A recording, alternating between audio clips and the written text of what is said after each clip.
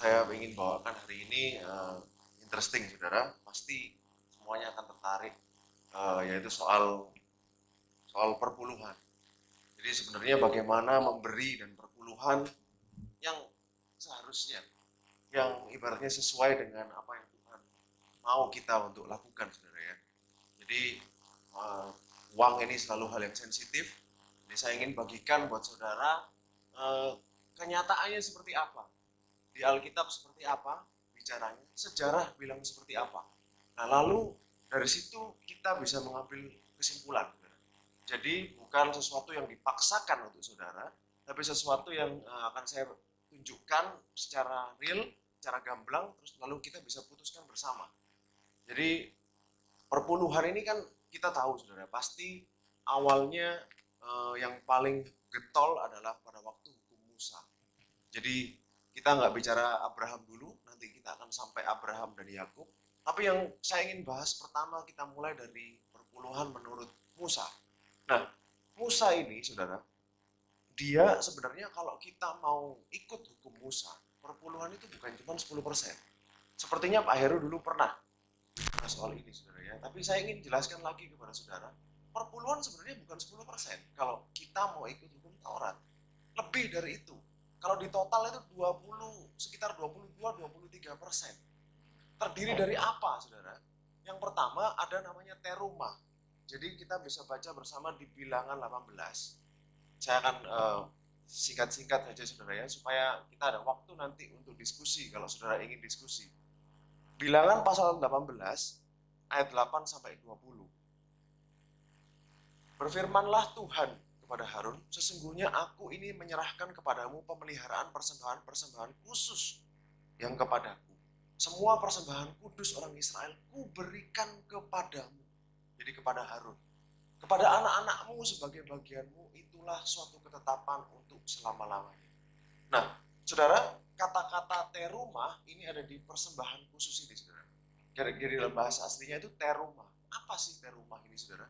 Terumah ini adalah, jadi saudara harus bayangkan konteksnya zaman dulu adalah orang Israel ini negara agraria, agrikultur. Mereka bercocok tanam.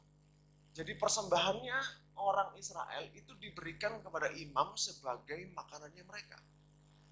Nah, saudara kan pasti tahu ada satu suku di Israel yang dikhususkan untuk Tuhan, yaitu suku Lewi. Nah, dalam suku Lewi ada keluarga yang dikhususkan lagi untuk menjadi imam. Keluarganya siapa saudara? Harun. Nah, jadi Tuhan berfirman kepada siapa? Kepada Harun. Diberikanlah terumah ini kepada dia. Nah, nanti saudara baca dari ayat 9 sampai 20 itu banyak bentuknya saudara. Tetapi kan apa ya? Terumah ini bentuknya kan pada waktu itu agraria. Jadi sekarang sudah tidak bisa diterapkan lagi. Nah, oleh karena itu para rabi ini bikin suatu seperti peraturan menurut tradisi Yahudi, terumah ini besarnya itu 1/30 sampai 1/60 dari total yang kita dapat dalam sebulan. Itu kurang lebih 1,7% sampai 3,3%. Dia bilang yang paling pelit itu 1,7, yang paling generous adalah 3,3. Jadi banyak versi dalam orang Yahudi, tapi itu yang mereka pakai. Nah, kita move selanjutnya setelah terumah, ini jadi penghasilan 100, dikurangin 1,7 sampai 3,3 tadi, sisanya berapa saudara? Sekitar 96 sampai 98, betul saudara ya? Lalu inilah baru masuk ke perpuluhan yang namanya Maaser Rishon, perpuluhan pertama. Dibayangin perpuluhannya satu aja ribut di gereja saudara ya, ini ada 3 perpuluhan. Nah, Maaser Rishon, boleh dibuka ayat 21, pasal yang sama. Mengenai Bani Lewi. Nah, ini tadi kan keluarganya Harun, spesifik yang jadi imam melayani di tabernakel. Kali ini berbicara tentang suku Lewi. The whole tribe, satu suku. Puluhan ribu, ratusan ribu orang, saudara. Yang dikhususkan Tuhan tidak punya tanah pusaka di Israel. Tidak punya warisan. Jadi mereka nggak punya wilayah di Israel, mereka cuma punya kota-kota saja. Tinggal dalam kota-kotanya anak-anak suku Israel yang lain. Oleh karena itu, Tuhan berikan perpuluhan ini sebagai milik pusakanya. Kita baca ya, aku berikan kepada mereka segala persembahan persepuluhan di antara orang Israel sebagai milik pusaka. Nah, nggak punya tanah, tapi sama Tuhan dikasih perpuluhannya semua saudara-saudaranya milik dia. Orang Lewi tidak boleh masuk ke dalam kemah suci, saudara. Orang Lewi hanya boleh melayani di pelataran. Yang boleh masuk ke tabernakel adalah keluarganya Harun saja, imam saja, saudara. Tapi kalau orang Lewi ini melayani yang di luar-luarnya. Nah, lalu dikatakan seperti ini, untuk membalas pekerjaan yang dilakukan mereka, pekerjaan pada kemah pertemuan. Jelas, saudara. Ayat 22. Maka janganlah lagi orang Israel mendekat kepada kemah pertemuan sehingga mereka mendatangkan dosa kepada dirinya lalu mati. Jadi zaman hukum tidak boleh orang Israel, orang biasa ini masuk ke kemah pertemuan. Tidak bisa, saudara. Hanya Bani Lewi saja yang boleh ada di area itu. Ayat 23. Tetapi orang Lewi, merekalah yang harus melakukan pekerjaan pada kemah pertemuan dan mereka harus menanggung akibat kesalahan mereka. Itulah suatu ketetapan untuk selama-lamanya bagimu turun-temurun. Mereka tidak akan mendapat milik pusaka di tengah-tengah orang Israel. Orang Lewi nggak punya tanah, saudara. Tapi pendeta banyak punya tanah hari ini. Tapi ini faktanya, saudara ya. Harus ngomong fakta lah kita. Ayat 24. Sebab persembahan persepuluhan yang dipersembahkan orang Israel kepada Tuhan sebagai persembahan khusus, ku berikan kepada orang Lewi sebagai milik pusakanya. Dikatakan sekali lagi sama Tuhan. Itulah sebabnya aku telah berfirman tentang mereka, mereka tidak akan mendapat milik pusaka di tengah-tengah orang Israel. Artinya nggak punya tanah, saudara. Nah, inilah yang disebut Ma'asyer Rison. Jadi dari 96 sampai 98% tadi, dikurangi 10% lagi. Jadi berapa 10%-nya, saudara? 9,6 sampai 9,8 diberikan kepada orang Lewi. Sampai di sini nangkap, saudara ya. Porsi pertama adalah untuk Harun, lalu itu bukan 10%, lalu yang perpuluhan yang pertama 10% dari sisanya itu untuk orang Lewi. Itu namanya Ma'asyer Rison. Nah, lalu saudara, Ma'asyer Sheni, ada yang nomor ketiga, namanya Ma'asyer Sheni, Ulangan 14 ayat 22 sampai 29. Ma'asyer Sheni ini artinya perpuluhan yang kedua. Gimana caranya? Dari sisa tadi mungkin dikurangi kira-kira 86, 87 ya saudara ya. Sama mereka diambil 10% lagi. Dari 8,6, 8,7. Tapi untuk dinikmati mereka bersama-sama. Jadi perpuluhan Ma'asyer ini, saya bacakan saudara ya, haruslah engkau benar-benar mempersembahkan 1/10 dari seluruh hasil benih yang tumbuh di ladangmu tahun demi tahun. Ayat 23. Di hadapan Tuhan Elohimmu di tempat yang akan dipilihnya untuk membuat namanya diam di sana, di mana saudara? Yerusalem. Haruslah engkau memakan persembahan persepuluhanmu dari gandummu, dari anggurmu, dan minyakmu. Ataupun dari anak-anak sulung lembu sapimu, kambing dombamu, supaya engkau belajar untuk selalu takut Tuhan Elohim. Jadi ini persembahan persepuluhan, selalu bentuknya adalah tanaman, tumbuhan, dan binatang. Jadi dulu belum ada banyak uang, gitu, ya. Lalu dikatakan itu harus dibawa ke Yerusalem, lalu mereka makan bersama-sama di sana dalam keadaan tahir. Jadi harus dalam keadaan tahir makannya. Tidak boleh pada waktu tidak tahir. Jadi kalau mereka tidak bisa, intinya ini cuma kalau tidak bisa ngangkut terlalu banyak barangnya, itu mereka boleh jual, dapat uang, lalu di Yerusalem mereka beli makanan dan minuman di Yerusalem, makan bareng sama keluarga di Yerusalem. Inilah cara Tuhan ingin perpuluhan itu seperti itu. Dan ini terjadi saudara di tahun pertama, tahun kedua, tahun keempat, dan tahun kelima. Ini hukumnya saudara. Loh, tahun ketiga dan tahun keenam kemana Pak? Tahun ketiga dan keenam ada namanya Ma'asyer Ani. Ma'asyer Ani ini adalah perpuluhan ketiga. Jadi di tahun ketiga dan tahun keenam, 10% ini tidak dimakan sendiri, tetapi diberikan kepada orang yang miskin, kepada janda-janda, pokoknya ibaratnya kepada orang-orang yang nggak mampu, diberikan kepada donasi. Dari tahun ketiga dan tahun keenam. Lalu tahun ketujuh gimana? tahun ke-7 Sabat.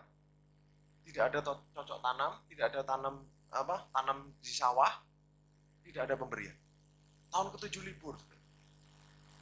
Kalau di total itu sudah 21%, kurang lebih 21%. Jadi kalau mau ikut perpuluhan, jangan ikut separuh-separuh, sudah. Ikut full 21%. Kalau kita lihat dari konteksnya, dari strukturnya, sebenarnya Tuhan memberikan sistem perpuluhan ini untuk memberi makan siapa? Suku Lewi, saudaranya, untuk memberi makan suku Lewi. Nah, ini mirip dengan pajak. Nah, oke, kita lanjut. Bagaimana perpuluhan ini evolve, berlanjut ke depan. Ada namanya satu lagi Maaser Kesafim. Maaser Kesafim ini konsepnya tidak tertulis jelas di Alkitab, tapi orang Yahudi tahu. Artinya apa, saudara? Perpuluhan dari profit, dari keuntungan. Contoh, Yakub, dia bilang sama Tuhan, Tuhan, kalau kamu kembalikan aku ke negeri tempat ayahku dan ibuku ini, kau memberkati aku akan berikan 10%. Itu Yakub.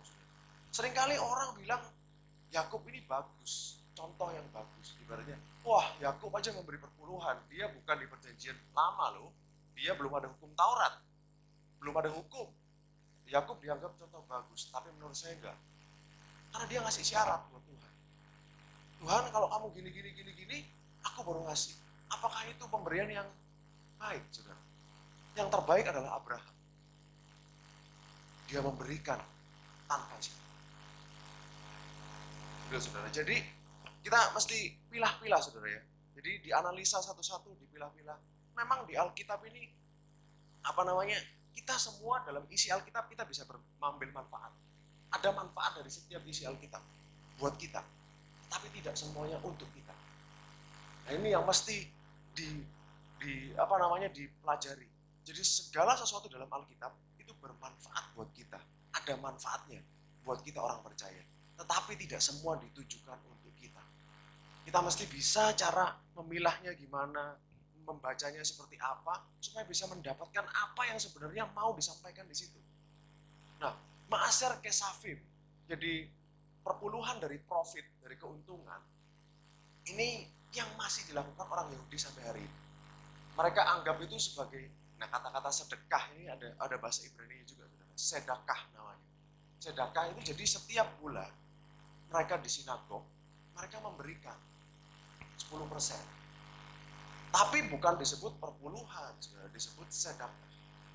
Maaser Kesafim ini disebut sedekah. Jadi mereka berikan boleh kepada sinagog, boleh kepada orang miskin, boleh, saudara. Dan ini memang ya orang Yahudi masih memberi sampai hari ini. Tapi tidak disebut tithing, tidak disebut maaser yang tadi untuk orang Lewi, karena orang Lewi sudah nggak ada, saudara. Sudah tidak bisa ngetrace keturunan Lewi ini yang mana. Tidak bisa, saudara. Rabi-rabi itu belum tentu orang Lewi. Rabi-rabi bisa orang Yehuda, betul kan Pak Heru ya? Jadi orang Yahudi pun tahu bahwa hukum ini tidak bisa dijalankan karena mereka tidak punya bait suci, tidak ada orang Lewi. Mereka tidak tahu yang Lewi yang mana, yang boleh terima kan hanya orang Lewi, menurut hukum Taurat. Mereka nggak lakukan itu. Dan juga yang ketiga adalah karena belum ada bait suci, belum ada lembu merah, mereka nggak boleh melakukan ritual-ritual itu. Karena dianggap seluruh orang Yahudi, kenapa lembu merah ini sangat penting buat orang Yahudi? Karena mereka menyucikan dari ibaratnya impurity itu apa ya? Kotor ya. Katanya kotor karena corpse, karena mayat. Jadi lembu merah ini tujuannya supaya mereka disucikan dari corpse impurity. Corpse itu mayat. Jadi kalau bagi orang Yahudi bersentuhan dengan mayat, berdekatan dengan orang mati itu najis. Dan semua orang selama ini nggak ada yang bisa dimurnikan dari itu karena tidak ada bait suci dan tidak ada lembu merah. Belum ada dua ini tidak bisa melakukan ritual apapun di dalam bait suci. Secara ritual harus lembu merahnya ada dulu. Baru mereka bisa menjalankan seperti di Taurat. Dan rabi-rabi juga bilang, ini berlaku hanya untuk tanaman yang tumbuh di tanah Israel. Kan ini tanaman, saudara. Rabi aja tahu ini tanaman hanya untuk tanaman yang ada di tanah Israel. Karena untuk orang Israel, saudara. Orang Israel yang di luar pun tidak usah bayar. Yang diaspora. Yang bayar hanya yang ada di dalam tanah Israel. Jadi supaya saudara jelas, tidak ada yang menjadi kebingungan buat kita semua, saudara. Jadi supaya gamblang, oh ini peraturannya seperti ini. Peraturannya seperti ini, sebenarnya seperti ini. Loh, lantas gimana, Pak? Jadi kalau bukan perpuluhan, jadi sebutnya apa? Jadi bagaimana kita harus memberi? Bagaimana kita harus memberi dalam perjanjian baru? Ini kan perjanjian lama, saudara. Nah, saya akan ajak saudara untuk lihat dari perjanjian baru, saudara. Di perjanjian baru, kalau saudara cari kata-kata perpuluhan, saudara akan temukan Yesus menyebut soal perpuluhan. Tetapi, saudara boleh baca di Matius 23 ayat 23. Boleh deh, saya tunjukkan satu. Celakalah kamu, hai ahli Taurat dan orang Farisi, kamu orang munafik, sebab persepuluhan dari selasi, adas, manis, dan jintan kamu bayar. Tetapi yang terpenting dalam hukum Taurat, kamu abaikan. Apa yang terpenting, saudara? Keadilan, mercy, belas kasihan, grace, kesetiaan, faithfulness. Yang satu harus dilakukan, dan yang lain jangan diabaikan. Kepada siapa dia ngomong, saudara? Ahli Taurat. Betul, saudara, kepada ahli Taurat. Apakah Tuhan menyuruh memberikan perpuluhan? Enggak, ahli Taurat sudah kasih perpuluhan, saudara. Justru mereka melupakan belas kasihan, keadilan, dan kesetiaan. Ini yang Yesus maksud di sini. Saudara bisa baca, ada beberapa konteks lagi. Nah, yang terakhir soal Ibrani, Melkisedek, nanti saya akan bahas, saudara. Kalau kita baca di Kejadian 14 ayat 18 sampai 20 tentang Melkisedek, jadi di Ibrani pasal 7 ada bicara perpuluhan. Nah, tentang Abraham memberikan perpuluhan kepada Melkisedek. Saya ingin ceritakan kepada saudara, ini maksudnya apa dari cerita ini, saudara? Apa yang bukan Paulus ya, kemungkinan Paulus yang nulis Ibrani, saudara. Dikatakan seperti ini, ayat aslinya, Melkisedek, Raja Salem, membawa roti dan anggur. Abraham menang perang, tiba-tiba Melkisedek ini datang. Raja Salem membawa roti dan anggur, ia seorang imam, Elohim yang Maha Tinggi. Jadi imam, saudara. Ingat, ini yang boleh terima perpuluhan, ini imam, saudara ya. Ayat 19. Lalu, ia memberkati Abraham, katanya, diberkatilah kiranya Abraham oleh Elohim yang Maha Tinggi, Elohim El Elyon, pencipta langit dan bumi. 20. Dan terpujilah Elohim yang Maha Tinggi yang telah menyerahkan musuhmu ke tanganmu. Dia berkati Abraham, datang bawa roti anggur, diberkati Abraham. Lalu Abraham memberikan kepadanya 1/10 dari semuanya. Jadi waktu itu dia menang perang, 1/10 dikasihkan ke Melkisedek. Memang di tradisi orang zaman dulu, saudara. Jadi tradisi perpuluhan ini bukan hanya di Israel, di bangsa Babel pun ada, di bangsa Mesopotamia pun ada. Perpuluhan ini ada untuk dewa-dewa, ada, saudara. Tradisinya. Nah, kenapa kok Abraham memberikan 1/10? Di Ibrani nanti saudara bisa baca. The lesser is blessed by the greater. Nah, saya akan ajak saudara baca aja. Ibrani 7. Ibrani 7 ayat 1. Nah, ini kan, sebelum kita baca kitab Ibrani, saudara ya, judulnya aja sudah Ibrani, Jews, Yahudi. Saudara ya, siapa yang baca? Adalah orang-orang Yahudi Kristen. Tujuannya apa? Kalau saudara baca dari awal sampai akhir, ini meneguhkan bahwa kamu jangan kembali ke hukum Taurat lagi. Kalau saudara baca konteksnya seluruh kitab, Yesus itu imam besar yang benar. Nah, jadi Yesus itu lebih tinggi daripada para malaikat. Saudara baca di ayat 1, pasal 1, pasal 2. Jadi ini orang Yahudi Kristen yang dia mulai mundur, mau kembali ke hukum Taurat, lalu diingatkan kembali. Lalu dikatakan gini, sebab Melkisedek adalah Raja Salem dan imam Elohim yang Maha Tinggi. Dia pergi menyongsong Abraham ketika Abraham kembali dan mengalahkan raja-raja dan memberkati dia. Ayat 2, kepadanya pun Abraham memberikan 1/10 dari semuanya. Menurut arti namanya, Melkisedek adalah pertama-tama Raja Kebenaran, King of Righteousness. Bicara tentang siapa, saudara? Yesus Kristus. Juga Raja Salem, yaitu Raja Damai Sejahtera. Bukankah Yesus juga disebut Prince of Peace, Raja Damai? Ayat 3, ia tidak berbapa, tidak beribu, tidak bersilsilah. Katakan seperti ini, saudara. Tidak ada bapaknya, tidak ada ibunya, tidak bersilsilah, harinya tidak berawal, hidupnya tak berkesudahan. Jadi tidak ada matinya. Dan karena ia dijadikan sama dengan anak Elohim, ia tetap menjadi imam selama-lamanya. Oke, sampai di sini jelas ayat 4. Camkanlah betapa besarnya Melkisedek ini, yang kepadanya Abraham. Saudara lihat, Bapa leluhur kita. Siapa saudara? Dia ngomong kepada siapa? Kita kan orang Ibrani, orang Israel saudara. Bapak leluhur kita, bukan Abraham, bukan bapak leluhur saya saudara.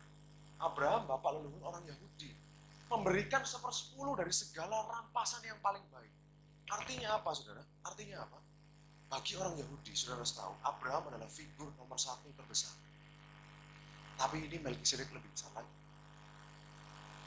Dikatakan dia berikan 1/10 itu berarti ke sesuatu yang lebih besar dari dia. Karena customnya, tradisinya zaman dulu seperti itu. Nah, dikonfirmasi selanjutnya, ayat 5. Dan mereka dari anak-anak Lewi yang menerima jabatan imam mendapat tugas, orang Lewi saudara ya, menurut hukum Taurat untuk memungut persepuluhan dari umat Israel. Orang Lewi memang boleh memungut dari orang Israel, yaitu dari saudara mereka, sekalipun mereka juga keturunan Abraham. 6.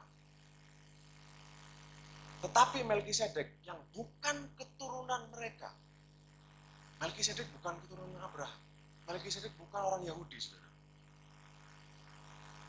Ada Tuhan sendiri. Oh, orang Yahudi belum ada. Orang Yahudi anaknya Abraham, saudara. Different, totally different, berbeda. Yang bukan keturunan memungut persepuluhan dari Abraham dan memberkati dia, walaupun ia adalah pemilik janji. Abraham kan pemilik janji Tuhan. Nah, ayat 7. Memang tidak dapat disangka. Nah, ini konfirmasinya. Yang lebih rendah diberkati oleh yang lebih tinggi. Jadi Melkisedek ini adalah figur yang lebih besar dari Abraham. Bagi orang Yahudi, Abraham yang terbesar. Tapi Melkisedek ini lebih besar lagi, saudara. Dan nah, ayat 8, saudara. Ini yang seringkali membuat kebingungan. Seringkali dibingungkan oleh, ya termasuk orang-orang yang sudah kenal kasih karunia. Dikatakan di sini. Di sini manusia-manusia fana menerima persepuluhan. Maksudnya siapa? Lewi, betul. Manusia-manusia, double loh, saudara. 2 orang, plural, bukan 1. Manusia-manusia fana memberi persepuluhan, menerima orang Lewi. Di sana, ia yang tentang dia diberi kesaksian bahwa hidup, ia hidup. Maksudnya apa? Dan di sini manusia-manusia fana menerima persepuluhan. Orang Lewi. Orang Israel memberikan kepada orang Lewi. Dan di sana, ia yang tentang dia diberi kesaksian bahwa ia hidup. Ini bingung terjemahannya. Nah, kita buka yang terjemahan yang lain. King James versinya pun seperti ini, saudara. Saya buka yang amplified aja. Nah ini, ada beberapa terjemahan yang saya ingin tunjukkan. Jadi bukan cuma satu terjemahan saya ambil, saudara ya. Furthermore, jadi di sini Levitical priesthood, keimaman Lewi, di sistemnya Lewi, saudara ya. Perpuluhan diterima oleh orang-orang yang mati. Subject to death itu bakal mati. Orang-orang yang bakal mati nantinya, ya jelas saudara, manusia biasa. Tapi di sana pada kasus itu tentang Melkisedek, di perpuluhan itu diterima oleh siapa saudara? Yang dia hidup selama-lamanya.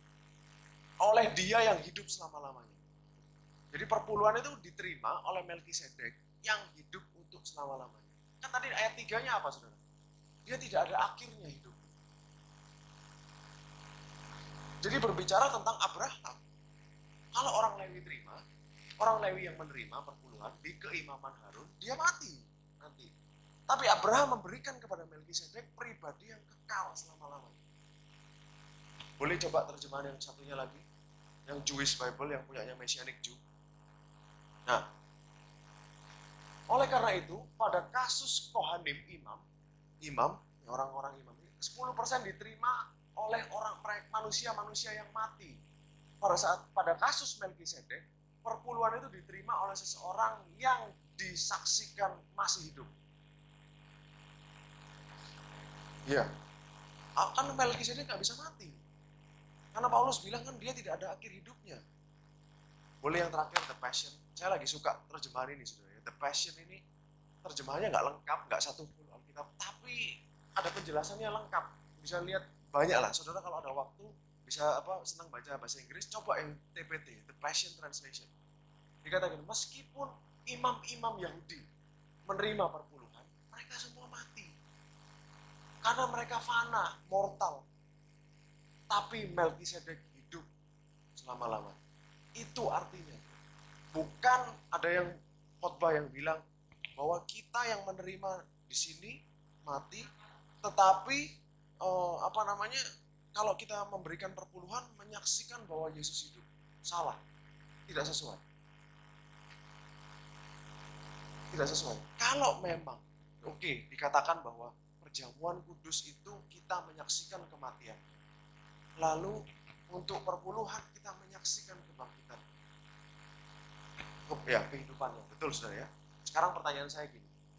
Kenapa kalau perpuluhan tidak ada perintah di perjanjian baru? Boleh cari. Tidak ada perintah di perjanjian baru memberikan perpuluhan. Tapi perjamuan kudus ada. Yesus bilang apa, saudara? Lakukan ini untuk mengingat aku.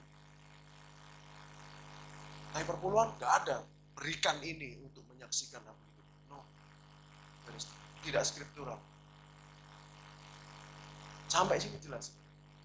Jadi, saudara dengar khotbah dari manapun, saudara. Saya encourage saudara yang datang ke Bible Study, saya anggap orang-orang yang sudah excited, yang sudah cukup paham tentang Tuhan. Baca Alkitab sendiri. Cek sendiri. Jangan langsung percaya kata-kata saya, kata-kata siapapun yang sharing, jangan langsung percaya, saudara. Dicek sendiri. Karena bisa saja salah. Semua yang khotbah itu manusia. Bisa saja salah. Jadi dicek semuanya, dicek sendiri. Ini jawabannya. Melkisedek yang terima. Jadi nggak mungkin tiba-tiba loncat ke Yesus. Lawang ini bicaranya bicara tentang Melkisedek dan Abraham. Jadi saya harap ini membuka kepada saudara kebenaran-kebenaran yang baru. Nah, nanti saya akan jelaskan bagaimana sih indahnya memberi dalam perjanjian baru. Ayat sudah cukup sampai sini ya, saudara. Kita lanjut ke 2 Korintus 8. Ini cerita tentang jemaat di surat Paulus kepada jemaat di Korintus. Surat Paulus kepada jemaat di Korintus, lalu dia cerita tentang jemaat di Makedonia. Jadi, saudara, kita baca bersama, kita lihat ceritanya. Saudara-saudara, kami hendak memberitahukan kepada kamu tentang kasih karunia yang dianugerahkan kepada jemaat di Makedonia.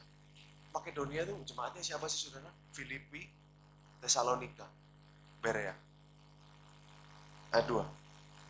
Selagi dicobai dengan berat dalam berbagai penderitaan, meskipun mereka menderita, sukacita mereka meluap, dan meskipun mereka sangat miskin, Paulus bilang, extreme poverty, sangat miskin, namun mereka kaya dalam Tuhan.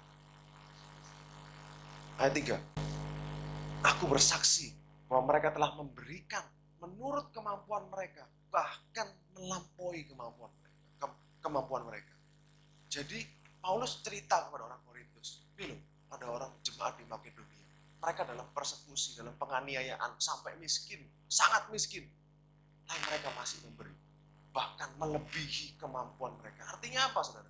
Harusnya ini tidak boleh diberikan untuk kebutuhan, tapi mereka berikan. Berikan kepada siapa, saudara? Ayat 4. Saudara cek nanti. Dengan kerelaan mereka mendesak kepada kami, meminta. Jadi bahkan mereka makso. Mau ngei itu sampai makso, saudara. Mau ngasih sampai makso. Padahal sangat miskin. Ini loh perjanjian baru. Supaya mereka juga beroleh kasih karunia. Jadi untuk mengambil bagian dalam pelayanan kepada orang-orang kudus. Jadi mereka anggap mereka bisa bantu orang-orang kudus. Ini definisinya di Yerusalem, saudara. Jadi orang-orang kudus ini orang-orang Yahudi yang di Yerusalem yang juga sedang dalam persekusi. Nah, mereka mau bantu. Mereka anggap bisa bantu, itu adalah kasih karunia buat mereka. Sampai seperti itu, saudara. Ayat 5. Mereka memberikan lebih banyak daripada yang kami harapkan. Mereka memberikan diri mereka pertama-tama. Jadi memberikan diri, diselamatkan kepada Elohim. kemudian oleh karena kehendak Elohim juga kepada kami. Jadi rasul-rasul juga disumbang sama mereka. Juga diberikan uang, mereka memberi juga kepada rasul-rasul. Ayat 6. Sebab itu kami mendesak kepada Titus supaya ia mengunjungi kamu, Korintus, saudara ya, dan menyelesaikan pelayanan kasih sebagaimana ia telah memulainya. Ayat 7. 7. Maka sekarang, nah ini saudara, sekarang ini bicara kepada jemaat di Korintus. Sama seperti kamu kaya dalam segala sesuatu. Kaya dalam apa? Orang Korintus kaya dalam apa? Iman, perkataan, bagus. Pengetahuan, bagus. Kesungguhan untuk membantu dalam kasihmu terhadap kami. Demikianlah hendaknya kamu kaya dalam pelayanan kasih ini. Maksudnya apa yang terbawa ini, saudara? Memberi. Kamu itu wis ciamik imanmu. Perkataanmu wis bagus. Pengetahuanmu wis ciamik. Kesungguhanmu wis oke. Kasihmu juga oke. Demikian kamu juga hendaklah seperti jemaat di Makedonia. Memberi dalam pelayanan kasih. Oke, lanjut. Ayat 8. Jadi kita setuju, saudara. Pak Heru tadi itu kan spiritual. Nah, tapi Paulus bilang, kayalah juga dalam ini. Ini apa? Material. Aku mengatakan hal itu bukan sebagai perintah. Ini loh, saudara. Perjanjian baru ini indahnya. Tadi saudara lihat di kitab Taurat, perintah, harus. Berikan. Tapi Paulus bilang apa, saudara? Nah, ini bukan perintah. Melainkan dengan menunjukkan usaha orang lain, aku ngomong Makedonia itu, supaya kamu tergerak, supaya kamu itu juga ikhlas. Aku ingin menguji keikhlasanmu. Dengan aku cerita jemaat di Makedonia.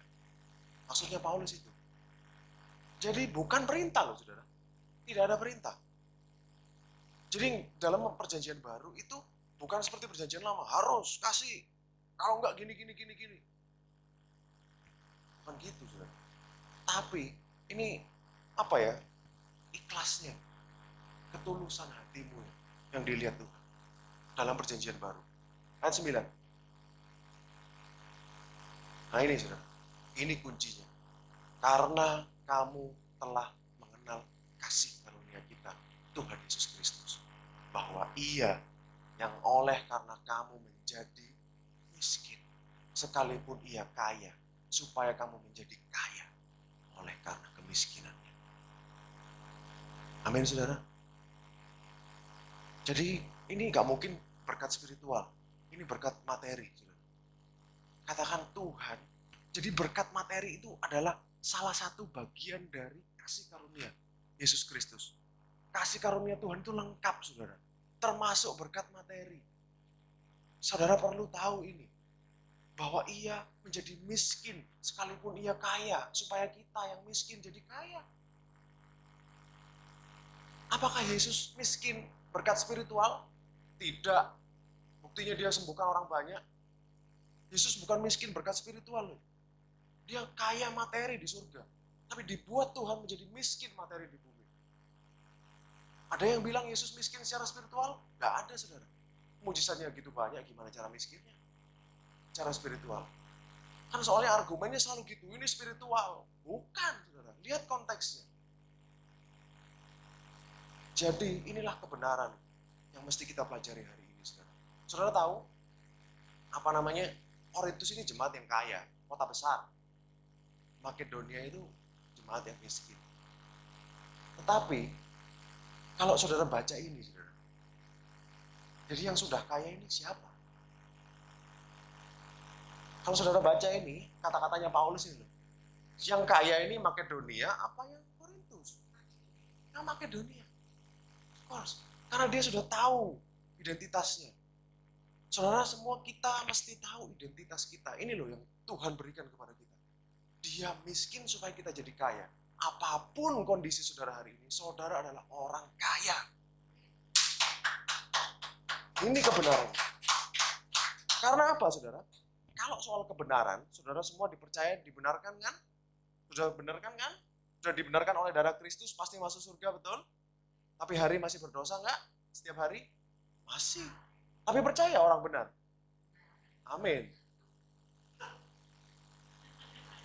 Betul, saudara ya? Setiap hari masih berdosa, tapi kita percaya orang benar. Mungkin hari ini kita lihat, kok aku belum kaya. Tetapi faktanya Anda kaya. Karena firman-Nya bilang gitu, saudara. Dan ini material, jangan dispiritualisasi. Ini yang kita mesti punya mindset ini.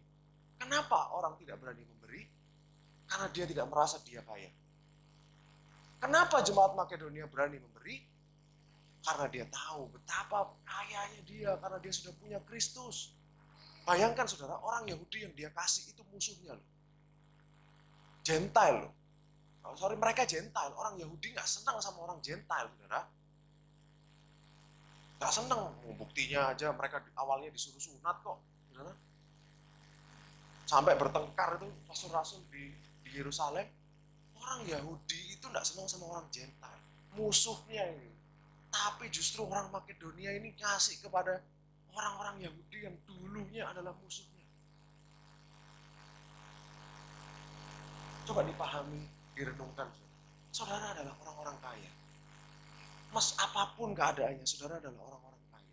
Itu yang firman Tuhan katakan dan tidak ada yang bisa merubah. Sama seperti yang tidak ada yang bisa merubah status Anda sebagai orang benar. Tidak ada yang bisa mengubah status Anda sebagai orang kaya di hadapan Yesus Kristus. Amin, saudara. Ini loh, saudara, yang yang harus dinyatakan kepada jemaat, kepada orang-orang Kristen, kepada orang-orang percaya, supaya mereka tahu apa yang mereka punya dalam Kristus. Apa yang Kristus sudah sediakan buat mereka. Anda kaya, itulah identitas Anda sebenarnya. Amin, saudara. Dengan apa? Orang yang takut memberi adalah orang yang tidak yakin bahwa Tuhan akan memberi besok. Makanya dia tahan hari ini. Saya mengalami, saudara. Saya juga pelit orangnya. Terutama buat saya juga. Jadi ini firman buat saya sendiri juga, saudara. Karena kenapa kamu takut memberi? Karena kamu gak yakin Tuhan itu besok akan memberikan makanan buat kamu. Akan ngisi lagi uangmu besok. Itu Tuhan berbicara buat saya juga lewat ini, saudara. Lanjut ayat 10. Inilah pendapatku tentang hal itu yang mungkin berfaedah bagimu. Memang sudah sejak tahun lalu kamu mulai melaksanakannya. Jadi jemaat Korintus ini sudah janji dia mau memberi. Tapi nggak realisasi. Ditodong sama Paulus, diingatkan. Katanya mau memberi. Gitu, saudara ya. Memang sudah sejak tahun yang lalu kamu mulai melaksanakannya dan mengambil keputusan untuk menyelesaikannya juga. Ayat 11. Maka sekarang selesaikan juga pelaksanaannya itu. Cepetan beri, gitu maksudnya, saudara. Hendaklah pelaksanaannya sepadan dengan kerelaanmu. Nah, lagi, saudara. Pelaksanaannya memberi berapa? Serelamu. Tidak ada, kita bukan hidup di bawah hukum Taurat. Harus 10%, 20%, 21%. No, saudara. Serelamu. Inilah grace, saudara. Kan sama, saudara. Kalau kita percaya bahwa hukum Taurat itu jangan membunuh, jangan berzina. Terus grace bilang apa, saudara? Kasihilah istrimu. Mengasihi istri. Jadi bukan hanya tidak berzina, tetapi mengasihi istri. Sama dengan prinsipnya dengan ini. Kasih 10%. Grace bilang, kasih serelamu. Serelamu bisa lebih dari 10%. Bisa, of course. Sangat bisa. Nggak harus 10%, bisa di bawah, juga bisa di atas. Jadi nggak ada standar harus seperti ini. Nggak ada, saudara. Sesuai dengan gerakan. Karena dalam kasih karunia, itu Roh Kudus itu sangat aktif. Justru perannya ini diberikan kepada Roh Kudus. Hati kita ini biar dia yang membakar, mendorong. Saudara bisa ada di sini adalah karena Roh Kudus. Saudara bisa datang ke sini di hari Sabtu, saudara. Untuk belajar itu karena Roh Kudus. Roh Kudus itu adalah force yang sangat kuat. Dia lebih kuat daripada hukum Taurat. Jauh. Kalau kita mau meninggikan hukum Taurat, harus perpuluhan ini. Salah, saudara. Roh Kudus itu rohnya Tuhan sendiri loh. Bukan hukum loh. Hukum cuma tertulis di batu, mati. Tapi Roh Kudus ini dia hidup. Nyata, real. Bersama-sama dengan kita setiap hari. Amin. Lanjut ayat 12. Sebab jika kamu rela untuk memberi, rela. lagi saudara, kuncinya rela saudara. Maka pemberianmu akan diterima. Kalau pemberianmu itu berdasarkan apa yang ada padamu, bukan berdasarkan apa yang tidak ada padamu. Maksudnya Paulus apa saudara? Dalam bahasa Inggris lebih jelas, ngasih sesuai kemampuanmu, bukan sesuai dengan, ibaratnya jangan sampai untuk memberi sang utang, jangan gitu saudara. Cuma memberilah sesuai dengan kemampuan. Ayat 13. Jadi terus kalau ada yang bilang pada saudara, oh nanti Tuhan akan memberikan 30, 60, 100, itu salah. Konteksnya 30, 60, 100 kali lipat adalah memberi, menabur. Waktu itu perumpamaan tentang penabur. Menabur benihnya adalah apa? Firman Tuhan, bukan benih uang. Kalau memberi bisa 100 kali lipat, ya semua orang naruh duit di gereja saudara. IHSG berapa persen? Deposito berapa persen? Kalau bisa 30, 60, 100, masukin gereja semua. Jadi kadang-kadang orang, oh ya, kan ada yang bilang, kasih, Tuhan akan kasih 30, 60, 100. Bohong.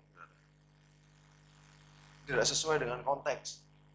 Sebab kamu dibebani bukanlah supaya orang lain mendapat keringanan, tetapi supaya ada keseimbangan. Ayat 14.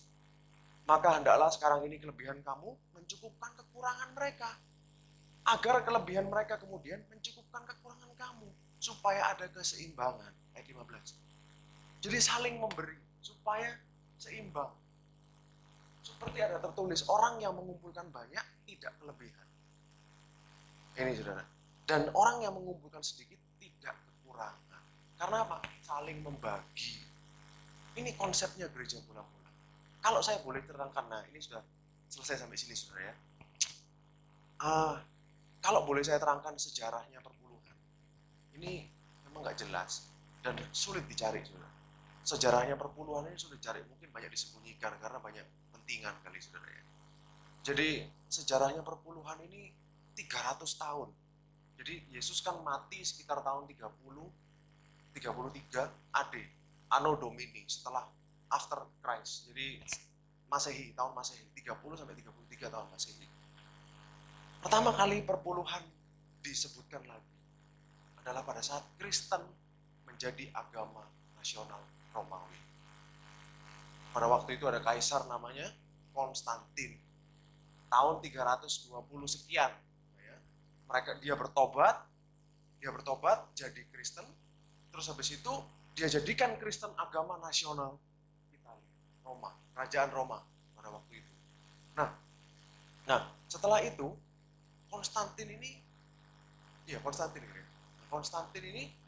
suka bangun gereja yang gede-gede. Bagaimana caranya? Perpuluhannya dibuat bangun gereja gede-gede. Karena kan bisa temukan banyak gereja-gerejanya dia di Eropa. Dibuat bangun gereja sama kasih gaji seperti apa? Klergi. Apa klergi? Ya, seperti pendeta-pendeta. Jadi setiap jemaat ada pendetanya, itu dimulai dari situ. Kalau boleh saya tanya, dulu di Filipi, Tesalonika, Korintus, pendetanya siapa? Gak ada, saudara. Ya Paulus mobile. Tapi kayak satu, terus didirikan, gak ada, saudara. Ini sistem yang didirikan sejak zaman Emperor Konstantin. Terus habis itu, jadi sebentar, ini sejarah, jadi aku gak hafal. Ada satu lagi, nah, ada namanya, bilangnya gimana? Charlemagne. Nah, dia jadikan, Kaisar Charlemagne ini jadikan agama Kristen sebagai agama nasional. Jadi gabungkan antara agama dan politik dan pemerintahan. Itulah pertama pada Emperor Charlemagne itu. Nah, tahun berapa saya lupa, kayaknya sekitar 600-an. Nah, jadi pada waktu sejak itu ada namanya konferensi council ya. Mereka bilangnya council. Jadi perkumpulan antara bishop-bishop, pastor-pastor, mereka kumpul di tahun 567. Namanya Council of Tours. Di situ baru perpuluhan ditekankan lagi. Harus kasih perpuluhan 10%. Nah, lebih ekstrim lagi. tahun 585, Council of Macon. Jadi Tours tadi ini di Prancis. Macon ini kayaknya di Prancis juga, di daerah Burgundy namanya. Dia bilang, kalau orang nggak ngasih perpuluhan, dia dikeluarkan dari gereja. Tahun 585 ada sejarah. Jadi selama 300 tahun, jemaat mula-mula itu dari zaman Paulus sampai zaman Emperor Konstantin ini, mereka hidup dengan free will offering. Gereja bisa survive dengan sumbangan sukarela. 300 tahun. Sampai akhirnya banyak kepentingan masuk. Pernahkah saudara tahu bahwa di Eropa perpuluhan pernah dijadikan hukum negara? Pernah, saudara. Akhirnya diprotes banyak orang. Masih ada satu negara, kalau nggak salah Jerman. Masih ada sampai hari ini. Perpuluhan jadi hukum negara di Eropa. Sampai diprotes, akhirnya ramai dan segala macam. Nah, pada waktu itu terjadi revolusi gereja Martin Luther. Jadi Protestan. Ternyata Martin Luther juga tetap aja. Kenapa, saudara? Banyak masih memakai custom yang lama ini. Karena nggak percaya bahwa Tuhan akan menyediakan. Akhirnya dikasih hukum. Harus, kalau enggak gereja nggak bisa hidup. Harus. Padahal Tuhan sanggup hidupin. Tuhan kita adalah Tuhan yang sangat kaya. Tuhan pasti akan provide. Dan ini yang menjadi batu sandungan buat banyak orang. Akhirnya orang nggak mau ke gereja karena takut disuruh bayar perpuluhan, gini segala macam. Akhirnya orang mundur dari Tuhan. Padahal Tuhan tidak pernah menuntut apapun dari saudara. Justru Dia memberikan segalanya buat saudara. Kalau nyawa aja diberikan kepada saudara, masa 10% Tuhan tuntut sampai mau diekskomunikasikan dari gereja, tidak dikeluarkan dari gereja gara-gara 10%? Padahal Tuhan sudah berikan berapa ribu persen buat kita. Amin, saudara.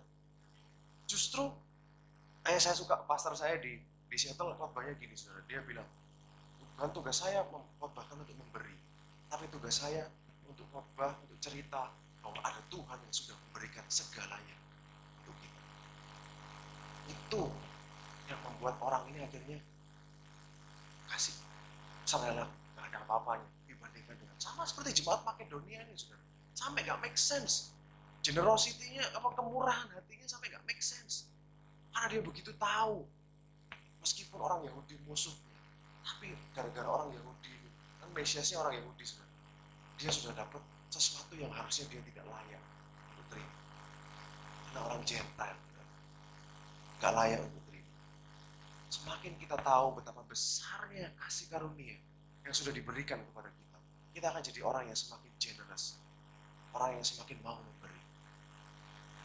Sama seperti sifat Tuhan kita memberi, saudara. Tuhan kita bukan mengambil, saudara, ya. Anak-anaknya juga adalah giver. Ada dua tipe orang di dunia ini, saya pernah ngomong, taker dan giver. Dan kita punya Tuhan yang giver. Anak-anaknya juga giver. Jadi berkat. Amin, saudara. Yakinlah, Anda adalah orang-orang kaya. Tidak peduli Anda mau status kaya atau miskin atau tengah-tengah atau gimana, tidak peduli. Kita cuma tahu satu, kita adalah orang-orang kaya karena Kristus. Dari situ barulah akan keluar. Identitasnya harus benar dulu, saudara. Sama seperti righteousness. Righteousness ini dibenerin dulu identitasnya. Kita orang benar, orang benar. Dosa akan pelan-pelan minggir, terkikis. Begitu juga dengan ini. Mungkin saya baru pertama kali selama berapa tahun ini khotbah tentang ini, saudara. Tapi ya, mungkin gitu, saudara. Mungkin gitu. Makanya pelit, saudara. Tapi kita sekarang sadar bahwa kita adalah orang-orang kaya. Tuhan pasti akan provide buat saudara. Amin, saudara.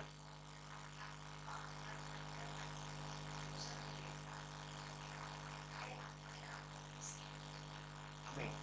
Ya, berkat itu akan masuk. Tahu statusnya dulu dong. Posisinya harus benar dulu.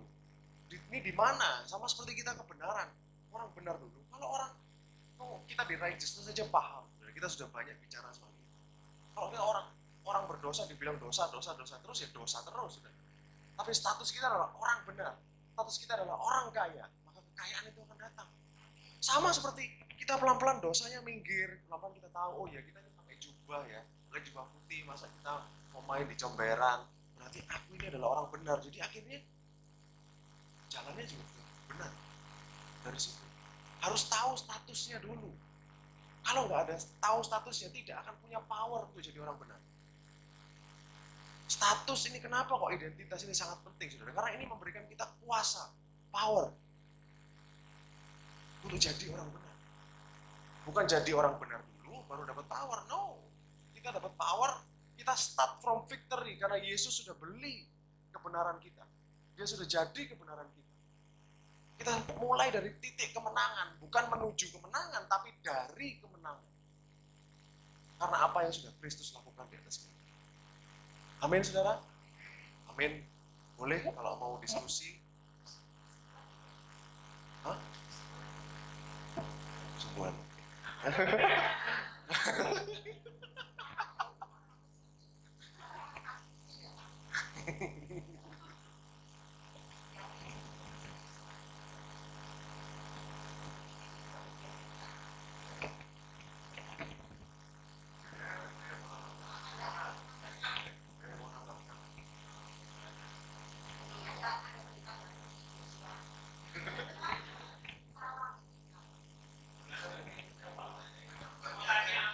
Tes. Ada yang mau menambahkan? Iya, pertanyaan.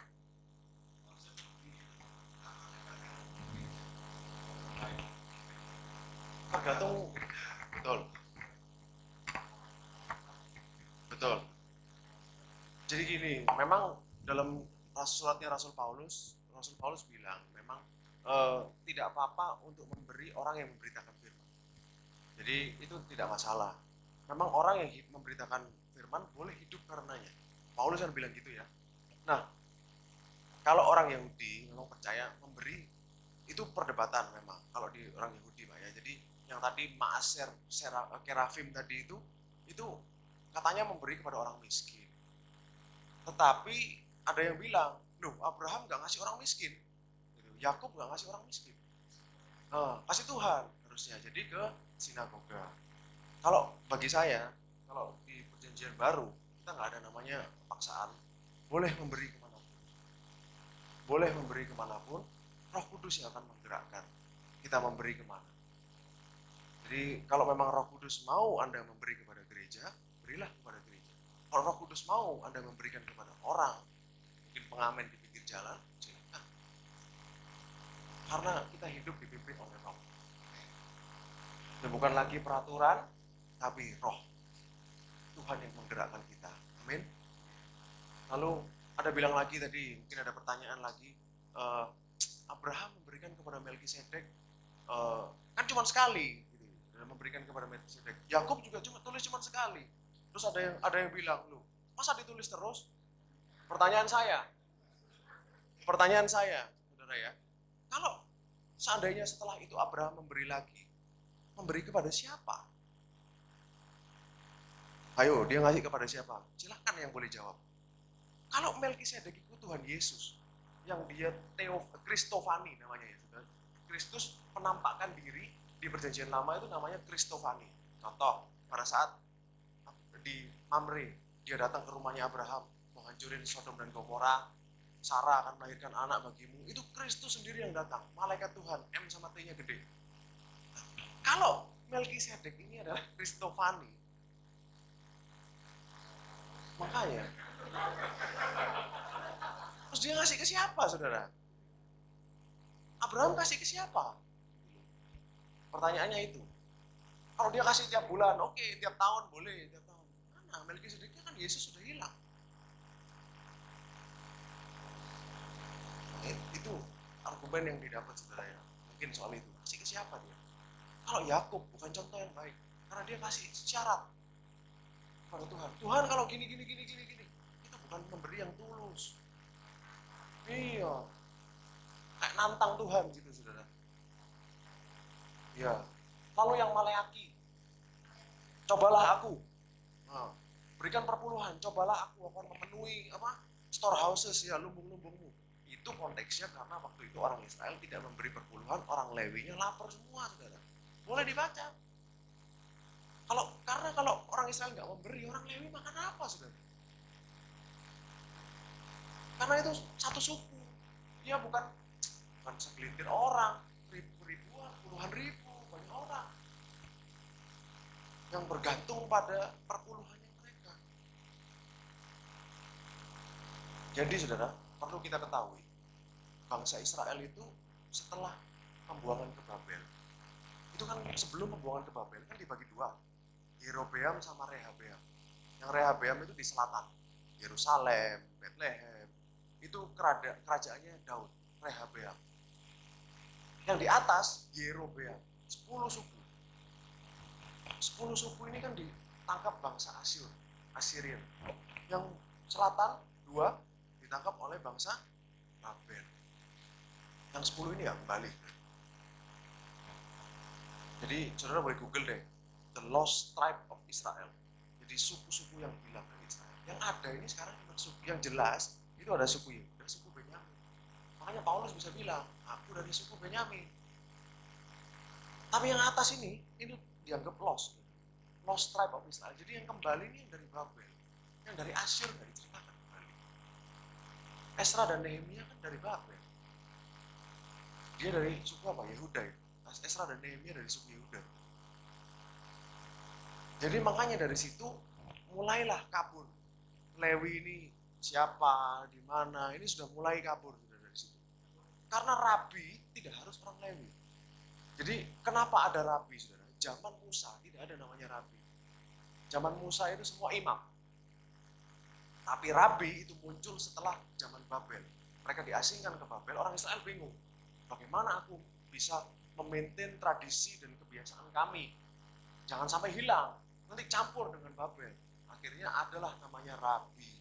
Rabi itu guru atau pengajar yang mengingatkan akan hukum-hukum Taurat. Rabi bukan imam. Harus dibedakan, rabi bukan imam. Yesus dipanggil rabi, padahal Yesus dari Yehuda, dari suku Yehuda.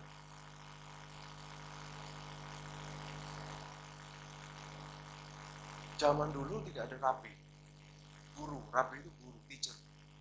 Tapi imam ada.